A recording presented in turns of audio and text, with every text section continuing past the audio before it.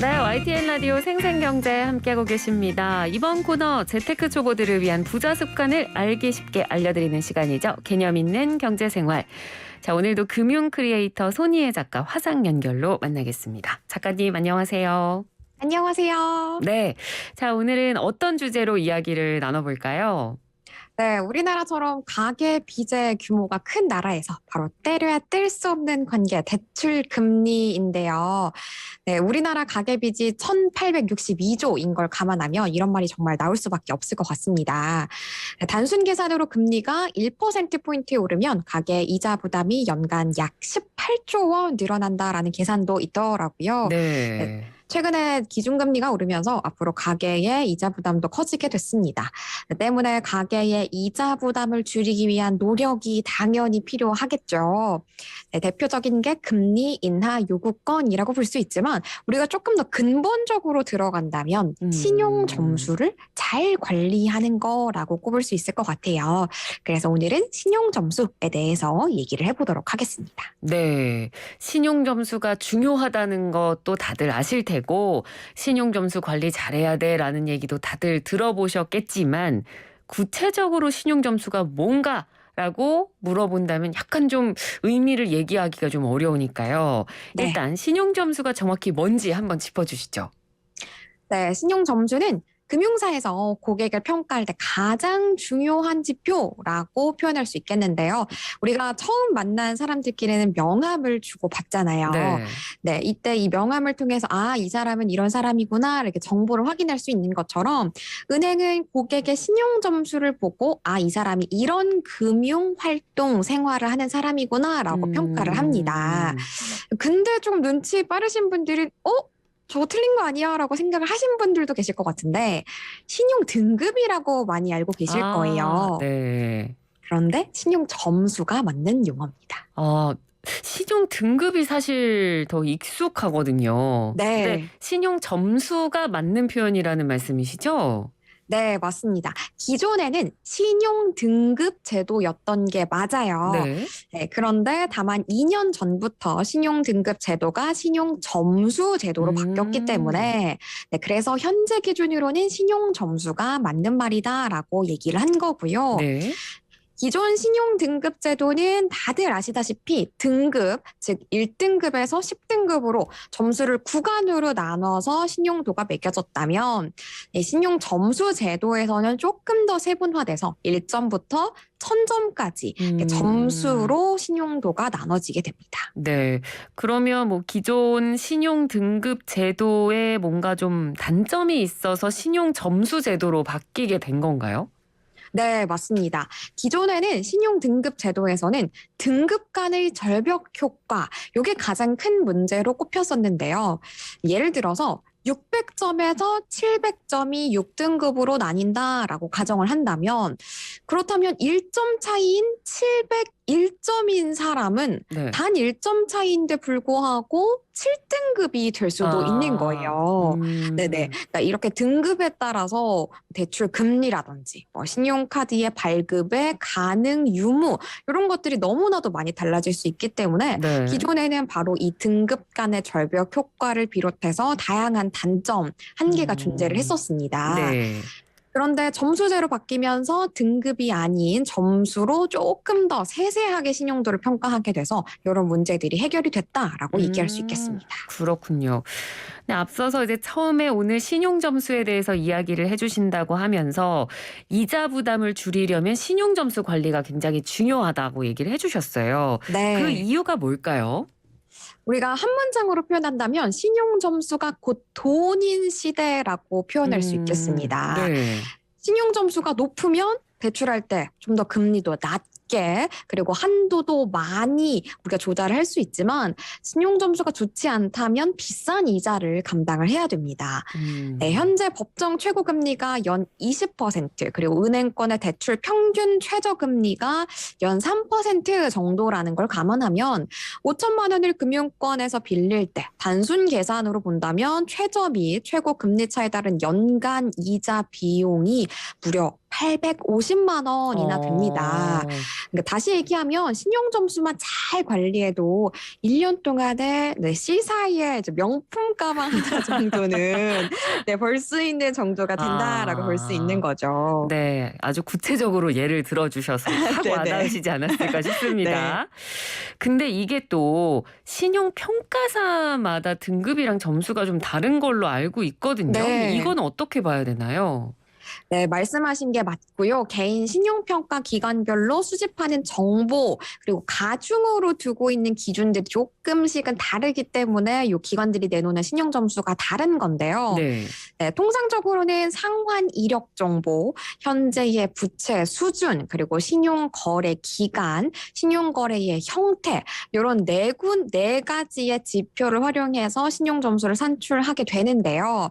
네, 그렇다고 해서 혹시 나 대출 받을 때 뭐 A 신용평가사 거 써서 유리하고 뭐 혹은 B 신용평가사 거 써서 불리하고 이런 거 아니야라고 걱정하실 필요는 또 없는 것이 네. 보통은 은행 등의 금융회사들이 대출을 비롯해서 금융 업무를 볼 때 평가사가 내놓은 신용 점수도 물론 활용합니다만 자체적인 신용 평가의 시스템이 있기 때문에 그런 걱정은 조금 내려놓으셔도 될 것 같습니다. 알겠습니다.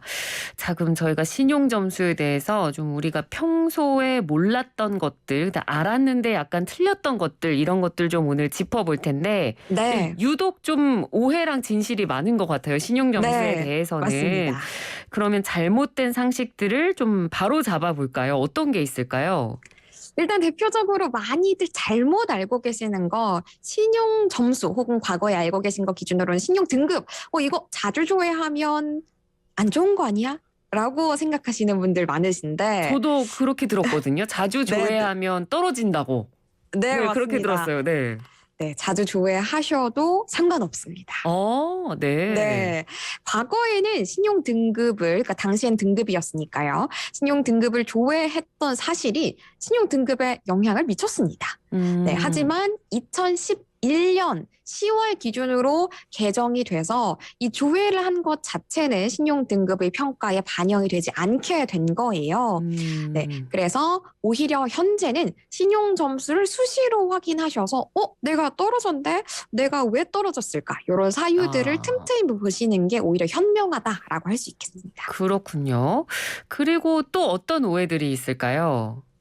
대출을 한 적이 한 번도 없으면 신용 점수가 높다라고 생각하시는 분들 계신데요. 당연히 높지 않을까요? 대출 안 했으니까? 네네. 요거의 답은 X입니다. 네. 네. 대출을 받았다는 이유만으로 신용 점수가 떨어지지 않아요. 오히려 좀 특이한 점은 대출을 해본 적이 없는 대학생이나 뭐 사회초년생이나 혹은 주부님들 같은 경우에 신용 점수가 낮은 경우가 꽤 많은데요. 네. 네, 이거는 왜 그러냐면 아예 신용 점수를 평가할 만한 대상, 즉 금융 이력 자체가 거의 없기 때문에 높게 평가를 할 수 자체가 없는 거예요. 네네. 그래서 오히려 이제 건전하고 적절한 금융 생활을 꾸준히 하시면 그 기간을 또 바탕으로 점수가 차차 오르게 됩니다. 네. 그리고 이런 얘기도 있습니다. 통신요금을 납부하면 신용점수 가산점을 받는다. 이것도 맞는 네. 얘기인가요? 네, 요거도 납부한다고 해서 바로 팍 오르진 않지만 어느 네. 정도는 맞는 말입니다. 네. 그러니까 이게 우리가 가산점 요인을 좀 살펴보면 요 얘기가 왜 맞는 얘기인지 아실 수 있는데 우리가 요런 것들을 비금융 정보라고 통칭해서 불러요. 네. 예를 들어서 공공요금, 국민연금, 건강보험료, 통신요금 요런 자료들은 비금융 정보라고 부르고 신용평가를 할 때 가산점의 요인으로 활용이 되는 것들이거든요. 네. 이 중에 2건 이상에 대해서 6개월 이상, 최근 기준으로는 3개월을 포함해서 이 납기일에 맞춰서 납부한 내역을 개인 신용평가 기관에 등록을 하게 되면 신용점수가 소폭이지만 향상이 가능합니다. 물론 이 비금융 정보의 가산점은 개인의 상황에 따라서 차이 자체는 있을 수 있지만 가산점을 받는다라는 말은 맞다라고 표현할 수 있는 거죠. 그러니까 주기적으로 내야 하는 요금을 밀리지 않고 잘 냈을 때 가산점에 도움이 될 수 있다 이거네요. 맞습니다. 네. 자, 그러면 종합적으로 신용 점수 관리를 할 때 제일 중요한 것 한 가지라고 뽑는다면 어떤 게 있을까요? 바로 연체를 하지 않는 게 가장 음. 중요하다라고 얘기할 수 있을 것 같은데요. 네. 이 연체 기간이 길거나 혹은 연체를 한 건수가 많을수록 당연한 얘기지만 신용도는 나빠질 수밖에 없습니다. 음.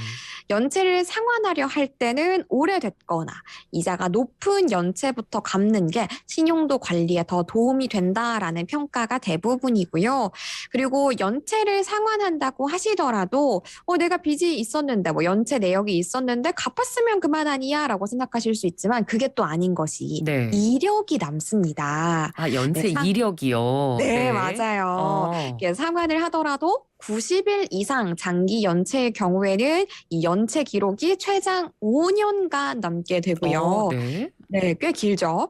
네, 90일 미만 단기 연체를 하셨을 경우에는 이 기록이 최장 3년간 이력으로 남게 되기 때문에 네, 우리가 음. 아예 처음부터 이 연체를 하지 않는 것이 너무 중요하겠습니다. 그러니까 연체를 하면 안 된다라는 건 아마 다들 아실 텐데 네. 연체 이력이 이렇게 오랫동안 남는다라는 건 저도 처음 알게 된 사실이라 네.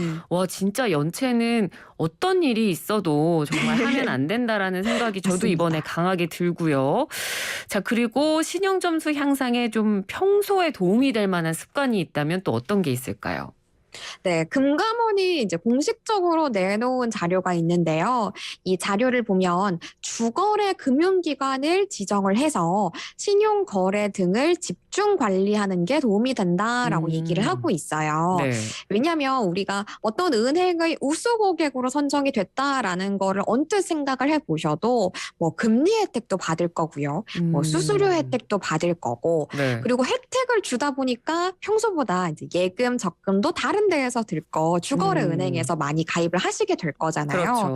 네, 이렇게 한 은행에서 혹은 주거래 몇몇 금융기관, 회사에서 꾸준히 이런 실적들을 만드시고 예적금 계좌를 음. 만드시는 것만으로도 이 사람은 돈을 꼬박꼬박 모으고 있는 사람이구나라는 게 증빙 자료가 네. 되기 때문에 요거를 이제 신용평가사에 긍정적인 신호를 줄 수 있습니다. 그리고 또 한 가지 더 우리가 마이너스 통장 요즘 정말 많이 활용을 하시잖아요. 네. 네, 그런데 마이너스 통장을 뚫어는 놨지만 사용액이 적거나 음. 혹은 사용하지 않고 있는 이런 통장들이 있으시다면 네. 그냥 방치를 하지 마시고 정리를 하는 것 역시 이 신용도를 향상하는 아. 데에 크게 도움을 줄 수 있다고 합니다. 네. 자, 그리고 신용 점수 이제 수시로 확인을 해도 신용 점수가 네. 떨어지지 않는다라는 걸 우리가 알았으니까 이제 네. 수시로 관리 차원에서 이제 확인을 해야 될 텐데 어디서 어떻게 확인할 수 있나요? 요즘에 핀테크 앱을 굉장히 많이 사용을 하시잖아요. 가계부 앱을 비롯해서 뭐 카카땡의 이제 노란 색깔 그 어플도 많이 사용하실 것 같은데 요런 앱 대부분에서 신용 점수 조회 서비스를 제공을 하고 있습니다. 네, 얼마냐? 무료고요. 네, 음. 무료로 조회하실 수 있으시니까 수시로 활용하시면 너무 좋을 것 같고요. 그리고 뭐 나이스를 비롯해서 신용 평가사들이 있잖아요. 네. 네, 요런 신용 평가사에서도 역시 뭐 한 달에 2회, 3회 등의 무료 조회할 수 있는 횟수를 제공하고 있어요.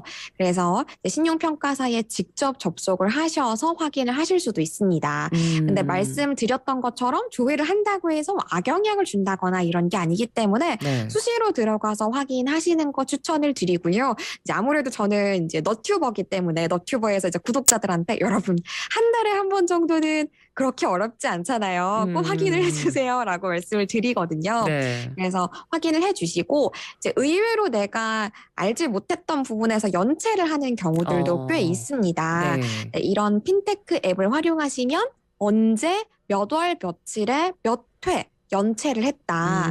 혹은 음. 상환을 해서 이렇게 몇 점이 올랐다. 이런 내역들까지 확인을 하실 수가 있으시거든요. 그래서 핀테크 앱 확인하셔서 조회까지 해주시고요. 음. 그리고 앞서서 제가 비금융 정보라고 해서 뭐 예를 들어 공공요금이나 국민연금 등이 신용 점수 향상에 도움이 된다고 말씀을 드렸었잖아요. 네.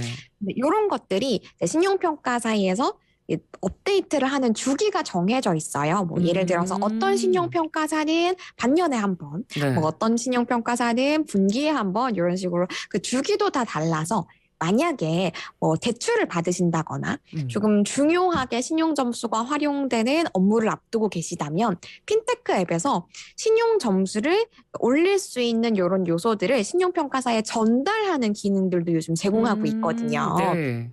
신용 점수 올리기라는 메뉴가 바로 요 기능이기 때문에 혹시나 뭐 대출 등의 중요한 금융 업무 앞두고 계시다면 핀테크 어플 활용하셔가지고 신용 점수 올리기도 활용하시면 크게 도움될 것 같습니다. 네, 알겠습니다. 자, 저희가 오늘은 신용점수 관리법에 대해서 한번 배워봤습니다. 오늘 말씀 잘 들었습니다. 고맙습니다. 감사합니다. 네, 지금까지 금융 크리에이터 손희애 작가였습니다.